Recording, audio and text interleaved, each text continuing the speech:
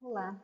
Nessa aula vamos falar sobre o funcionamento da Comissão Interna de Prevenção de Acidentes.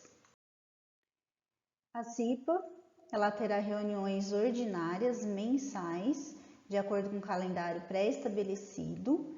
Essas reuniões serão realizadas durante o expediente normal da empresa e em local apropriado, né?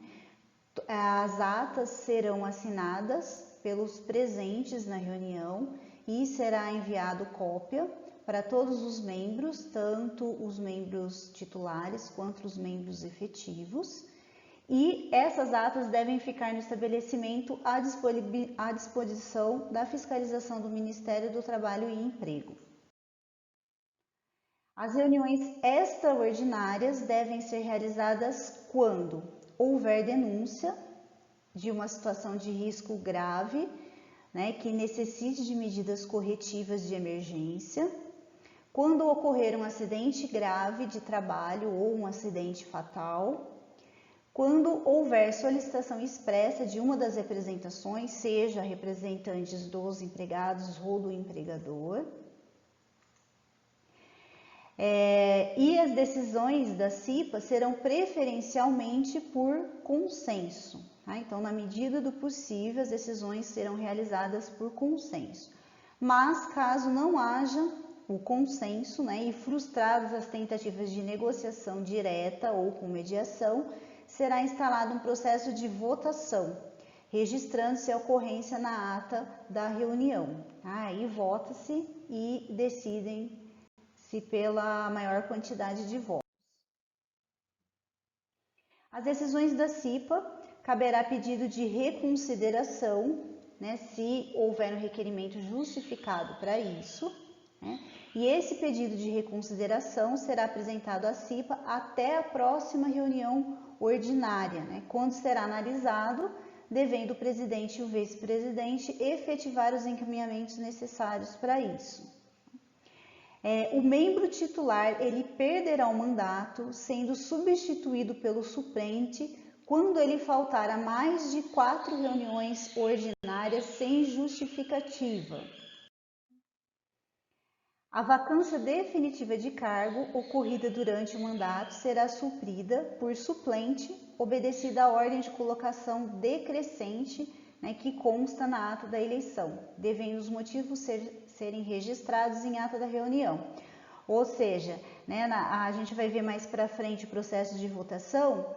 Então, vagou um lugar na comissão, quem vai assumir é aquele suplente que está mais votado, tá bom? Na lista, das eleições.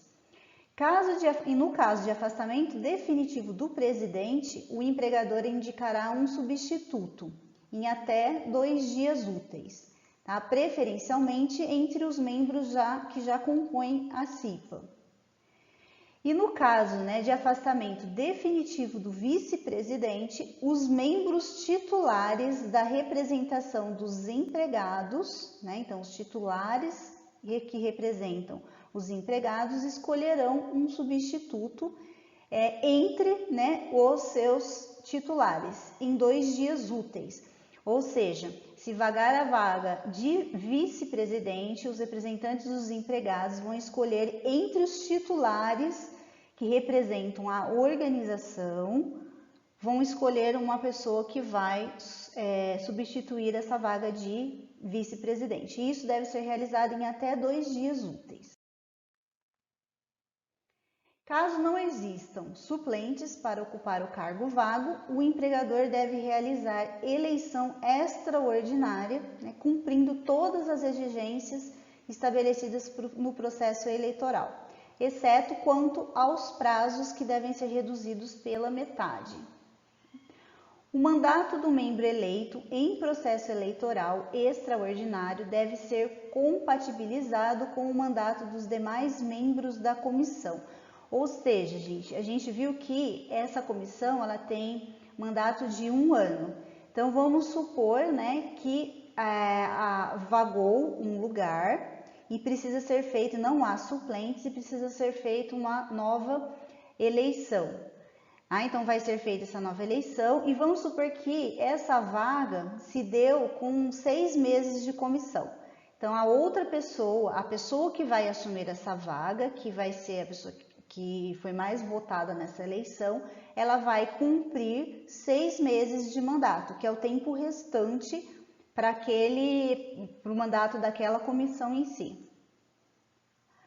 O treinamento de membro eleito em processo extraordinário deve ser realizado num prazo máximo de 30 dias contados da data da sua posse. Aí como que deve ser feito então o treinamento dos membros da CIPA? Então a empresa ela deverá promover treinamento para os membros da CIPA, tanto para os titulares quanto para os suplentes, antes da posse dos mesmos. O treinamento de CIPA em primeiro mandato será realizado no prazo máximo de 30 dias contados da data da posse. As empresas que não se enquadram no quadro 1 promoverão anualmente treinamento para o designado responsável pelo cumprimento do objetivo dessa norma. A gente viu anteriormente que tem empresas que elas não vão ter essa comissão, mas elas vão precisar designar um responsável para o cumprimento da NR5. Então, para essas empresas, essa pessoa responsável, ela deve anualmente passar por um treinamento.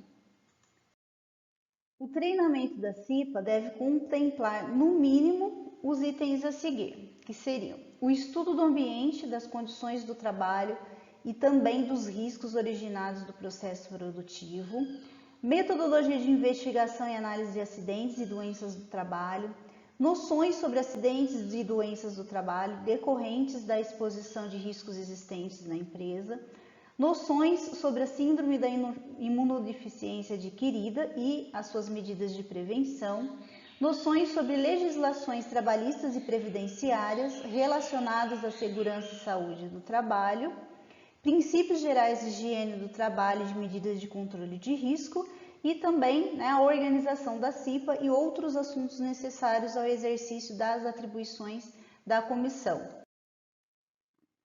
O treinamento ele terá carga horária de 20 horas, distribuídas em no máximo 8 horas diária, e será realizado durante o expediente normal da empresa, não pode ser realizado em outro expediente.